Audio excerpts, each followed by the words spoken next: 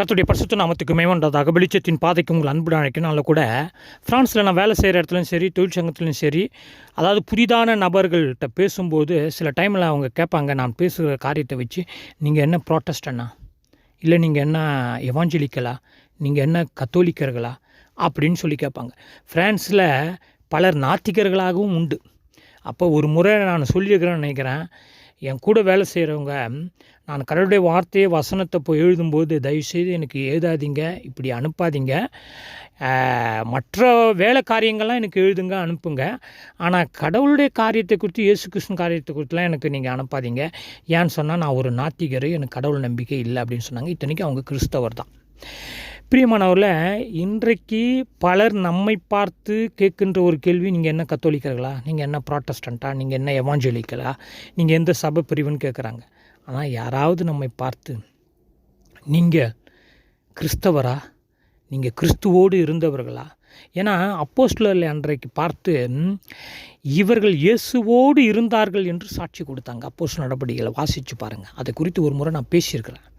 அப்போ இன்றைக்கு உலகத்தினுடைய பார்வையில் இந்த கிறிஸ்தவம் ஒரு பல பிரிவாக பார்க்கப்படுகிறது, ஒரு மதமாக பார்க்கப்படுகிறது. ஃப்ரான்ஸில் நீங்கள் பார்த்தீங்கன்னு சொன்னால் முக்கியமாக கத்தோலிக்க அது ஒரு மதமாகவும், ரெண்டாவது ப்ராட்டஸ்டன்ட் அது ஒரு மதமாகவும், இப்போ மூன்றாவது எவாஞ்சலிக்கல், இப்போ பல சபை பிரிவு அது உள்ள அது ஒரு மதமாகவும், ஆர்த்தடாக்ஸ் அது ஒரு மதமாகவும், அதாவது மதமாகவோ இல்லை பிரிவாகவோ இன்று பார்க்கிறார்கள்.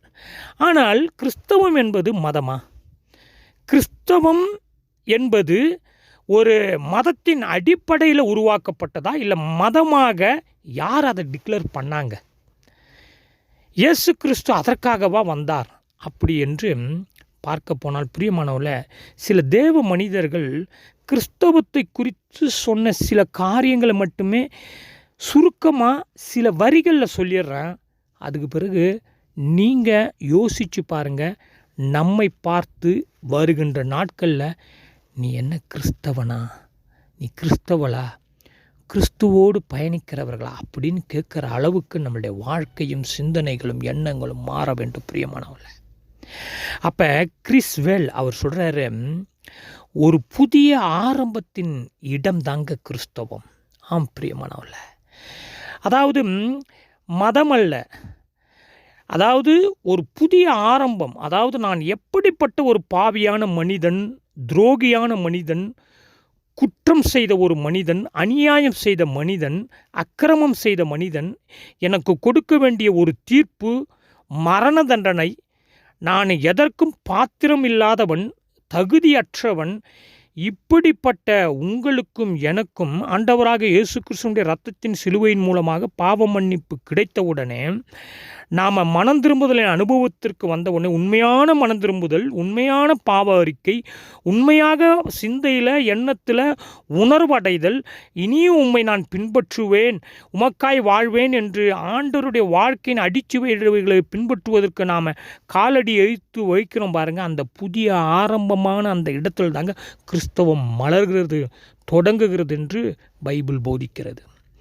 அப்போஸ்தலருக்கு பேர் கொடுத்தாங்க கிறிஸ்தவர்கள் என்று. எப்படி பேர் கொடுத்தாங்க? ஒவ்வொருத்தவங்களும் ஒவ்வொரு சிந்தனைகளிலிருந்து, ஒவ்வொரு வாழ்க்கை பின்னணியிலிருந்து அவர்கள் வந்தார்கள். அவருடைய பாவ சூழ்நிலைகள் எல்லாம் மாற்றப்பட்டு, அவருடைய எண்ணங்கள் சிந்தனைகள் மாற்றப்பட்டு, இயேசுவினுடைய வாழ்க்கை கவர்ந்திழுக்கப்பட்டு, இயேசுவுக்கு அவர்கள் அர்ப்பணித்து இயேசுவைப் போல வாழ்வதற்கு அவர்கள் தங்கள் பழைய வாழ்க்கையை விட்டு புதிய வாழ்க்கைக்கு, புதிய ஆரம்பத்திற்கு வந்து இயேசுவினுடைய நற்செய்தியை, சுவிசேஷத்தை அறிவித்து ஆண்டவருடைய அற்புதத்தை, வல்லமையை பிரகடனப்படுத்தும் போது அவர்களுக்கு கிறிஸ்தவர்கள் என்று பெயர் கொடுத்தார்கள். அதுதான் அந்த புதிய ஆரம்பம். உங்கள் வாழ்க்கையில், என் வாழ்க்கையில் புதிய ஆரம்பம் வந்து விட்டதா? அப்படி புதிய ஆரம்பம் வந்து ஆண்டவருக்கு பின்னால் நாம் நடக்கும்போது தான் பிரியமானவங்கள, அங்கே தான் கிறிஸ்தவம் மலர்கிறது. இன்றைக்கு வருஷம் நீ நானும் பல கிறிஸ்மஸ் கொண்டாடலாம், அதாவது உயிர்த்தெழுந்த பண்டிகை ஈஸ்டர் என்று கொண்டாடலாம். திருச்சபைகளில் பலவிதமான ஃபங்க்ஷனுங்க, பலவிதமான எப்படி சொல்லிடுதுங்க, ப்ரோக்ராமுங்க, 1-2 ப்ரோக்ராமா, எத்தனை போட்டியான ப்ரோக்ராமுங்க, பாடல்கள் நிமிடத்திற்கு வந்து கொண்டிருக்கிறது இன்றைக்கு கிறிஸ்துவ சேனல்கள்லையும் சரி, கிறிஸ்துவ சபைகள்லையும் சரி. ஆனால் புதிய ஆரம்பம், ஒருவேளை சிலர் புதிதாக ஆரம்பித்திருக்கலாம், வந்திருக்கலாம். ஆனால் இன்றைக்கு கிறிஸ்துவ விட்டே போயிட்டோமே, கிறிஸ்துவ விட்டே பின்வாங்கிட்டோமே. அப்போ மறுபடியும் அந்த புதிய ஆரம்பத்திற்குள்ளாக நீங்கள் நானும் வர வேண்டியது அவசியம். கிறிஸ்துவினுடைய ஒரு பகுதியாக இருப்பவனே கிறிஸ்தவன். வைட் பூட் என்ற தெய்வ மனிதர் சொல்லுகிறார். கிறிஸ்துவின் ஒரு பகுதியாக இருப்பவனே கிறிஸ்தவன். இப்போ ஒரு உதாரணத்துக்கு எடுத்துங்களேன். அரசியல் கட்சி, ஒரு கட்சி பேரை நம்ம சொல்கிறோன்னா, அந்த கட்சி பேரை சொன்னாலுமே யார் அது உள்ளே வராங்கன்னா, தொண்டர்கள் ஒரு பகுதியாக வராங்க, செயலாளர்கள் ஒரு பகுதியாக வராங்க, மாவட்ட செயலாளர்னு சொல்கிறாங்க, பொறுப்பாளர்னு சொல்கிறாங்க, உதவிக்காரன்னு சொல்கிறாங்க, பொருளாளர்னு சொல்கிறாங்க, தலைவர்னு சொல்கிறாங்க. இவங்க எல்லாம் சேர்ந்தால் தான் ஒரு கட்சி. அதே போல் திருச்சபை எடுத்துக்கொண்டால் பிரியமானவர்களே, பலவிதமான பொறுப்புகள் கொடுக்கப்படுது. ஆனால் நாம் ஒவ்வொருவரும் கிறிஸ்துவனுடைய சரீரத்தில் ஒரு பகுதியாக இருக்கிறோம் பாருங்கள். கிறிஸ்து நமக்கு தலையாகிற பாருங்க. அப்போ கிறிஸ்துவின் ஒரு பகுதியாக இருப்பது தான் கிறிஸ்தவம் என்றால், இன்றைக்கு நீங்கள் நானும் ஒரு கேள்வியை கேட்டு பார்க்கணும். கிறிஸ்துவின் சரீரத்துக்குள்ளே நான் ஒரு பகுதியாக, ஒரு அங்கமாக, அவர் விரும்புகிற ஒரு பாத்திரமாக நான் இருக்கிறேனா என்று பார்க்க வேண்டியது அவசியம். மதத்தை பின்பற்றவோ, சபை பிரிவை பின்பற்றவோ, ஒரு ஊழியரை பின்பற்றவோ நீய நானும் கிறிஸ்தவன் என்று சொல்ல முடியாது. அப்படி பின்பற்றினா கிறிஸ்தவன் அல்ல. கிறிஸ்துவை பின்பற்றுகிறவன் தான் கிறிஸ்தவன். கிறிஸ்துவுக்குள் இருக்கிறவன், ஒரு பகுதியாக இருக்கிறவன், வாழ்கிறவன் தான் கிறிஸ்தவன் என்று 1000 ஆண்டுகளுக்கு முன்பாக அப்போஸ்தலரும் சரி, தேவ மனிதர்களும் சரி தெளிவாக பேசினார்கள். அடுத்தது, கிறிஸ்தவம் ஒரு மானிடனுடைய, ஒரு மனுஷனுடைய விஞ்ஞான அறிவியலினால், ஆராய்ச்சினால் கண்டுபிடிக்கப்பட்ட ஒரு பொருளும் அல்ல, ஒரு நிறுவனமும் அல்ல, ஒரு ஸ்தாபனமும் அல்ல. அது தேவனுடைய வெளிப்பாடாகும். தேவனே வெளிப்பட்டதாகும். ஆண்டவரே இந்த உலகத்தில் மனுஷனாக வந்து வெளிப்பட்டு, மனுஷனாக வாழ்ந்து, மனுஷன் எப்படி வாழ வேண்டும் என்ற அந்த முன்மாதிரியை காண்பித்து, நம்முடைய பாவங்களுக்காக அவர் தன்னையே அர்ப்பணித்து, இப்போது பரலோகத்திலிருந்து மறுபடியுமாக நம்மை சேர்த்து கொள்ள இந்த உலகத்தை நியாயம் தீர்க்க வரப்போகிறார். எனவே இது கண்டுபிடிக்கப்பட்ட, ஆராய்ச்சினால் கண்டுபிடிக்கப்பட்ட ஒரு கண்டுபிடிப்பு அல்ல. இது தேவனுடைய வெளிப்பாடு. தேவனே இந்த பூமியில் வெளிப்பட்டு இந்த கிறிஸ்தவத்தை கிறிஸ்துவுக்குள்ளாக அவர் தொடங்கினார் என்று நாம் பார்க்கிறோம். அடுத்தது பிரியமானவர்களே, கிறிஸ்துவில் காண முடியாத எந்த ஒரு காரியத்தையும் நாம் வெளியில் போய் கண்டுபிட முடியாது.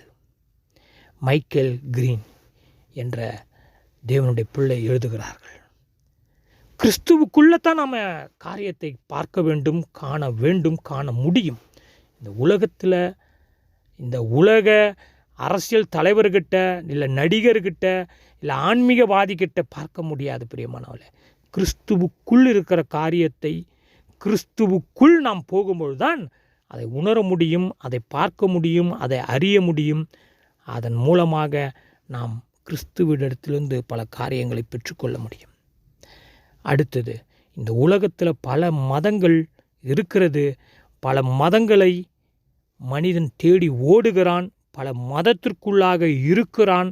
கடவுளை தேடி மனிதன் பல மதங்கள் வழியாக போகின்றான்.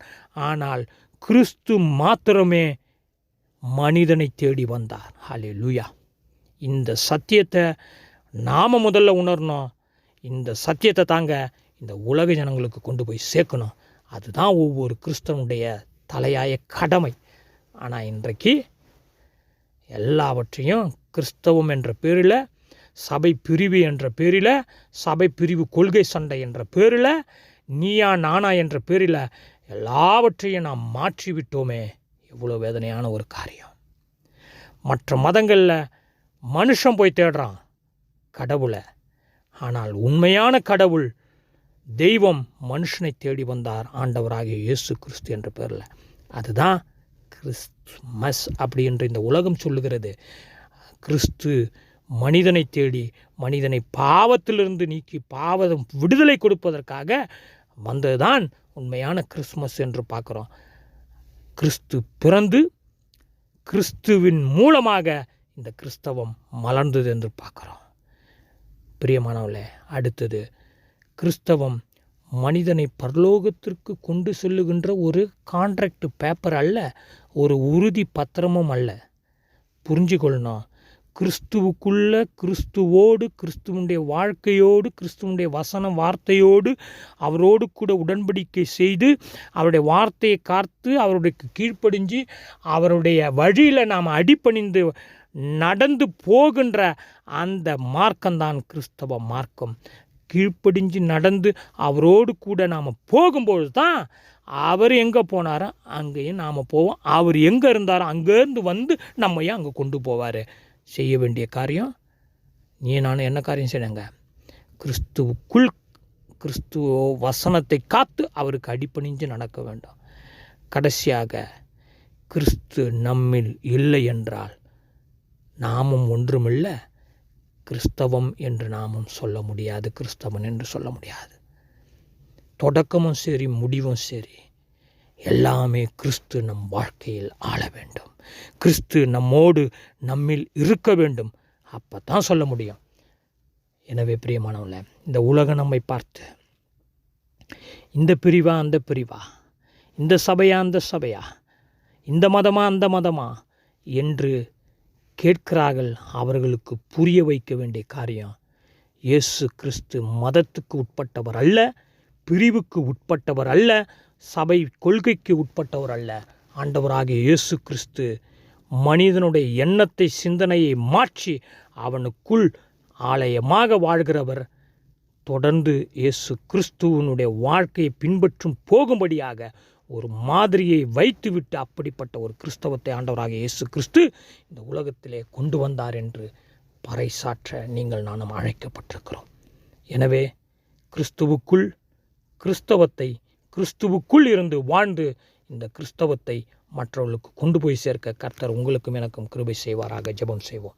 எங்களை அதிகமாக நேசிக்கிற பரலோக பிதாவே, ஆண்டவரே, மதமாக இல்லை ஒரு பிரிவாக கொள்கையாக நினைத்து கொண்டிருக்கிற மக்கள் மத்தியில் கிறிஸ்துவுக்குள் வாழ்ந்து, கிறிஸ்தவனாய் வாழ்ந்து, கிறிஸ்துவை வெளிப்படுத்துகிறவனாய் வாழ்ந்து, கிறிஸ்துவனுடைய வசனத்துக்கு கீழ்ப்படுகிறவனாய் வாழ்ந்து என்னையும் எங்களையும் மக்கள் பார்த்து இவன் கிறிஸ்துவோடு இருக்கிறவன், கிறிஸ்துவோடு வாழ்கிறவன், இவன் தான் உண்மையான கிறிஸ்தவன் என்று சொல்லும் வண்ணமாக அப்படிப்பட்ட ஒரு சாட்சி எங்களுடைய வாழ்க்கையில் காணப்பட கிறிஸ்தவத்தை சரியாக மக்களுக்கு கொண்டு போய் சேர்க்க எங்களுக்கு கிருபை செய்யுங்க. இயேசு கிறிஸ்து மூலம் தாழ்மையோடு ஜெபங்க நல்ல பிதாவே. ஆமென்.